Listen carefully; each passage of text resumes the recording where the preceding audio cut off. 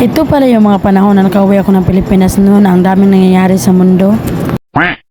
Gabi pa lang, sinabi na sa akin ni Papa na iihawin yung manok niya. Agoy, akala ko ba malilipas siya sa ginagawa namin, iniihaw naman yung manok niya. Agoy, siya pala naguguol kasi hindi pala namin nakuhaan ng ubol-ubol.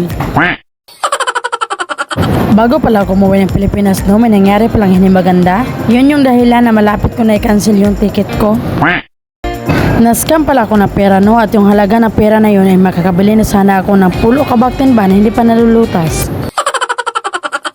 Nag-advise pa ko sa iba no, na wag basta-basta maniniwala kahit kanino. Agoy, sa dihang, ultimo sa akong kagulingon hindi ko man na-apply. Kaya napasabi lang ako sa sarili ko na everything happens for a reason. Agoy.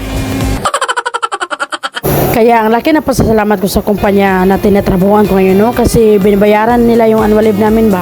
At nasib talaga namin yung tanghalian at tapunan no. Sayang lang hindi nila sinali yung umagahan para full package yung tatanan. Hindi ko naman talaga akalain na may scam ako no. Wala naman talaga akong magawa kung umiyak buong gabi. Basta buta, basta pating tuluga.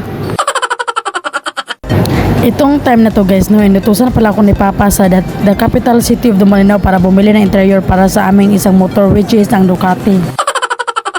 Tingnan nyo lang kung hindi ba yung Ducati. Don't judge the book by its cover ba. Oy, tingnan nyo naman, pinadala na nga yung gulong para daw napapalitan sa shop kung saan binibili yung interior. Agoy, unsa may nakaon gibalik magdala. Ako pala yung right hand ni Papa no sa pagdrive ng kanyang Innova 3315. At yung iba kong kapatid, sila yung left hand. Di ko lang alam kung sino yung sidekick. Ay, tingnan nyo naman yung Innova 3315cc. Grabe kakusgan. Mudagan pa nagbalik 1 million round trip. Si Papa pala yung nagmanihan niya no, kasi nandyan yung mga pinsan ko pati yung mga bata. Ako lang yung nagmaniho sa Ducati model 2030 kasama ko yung isa kong kapatid.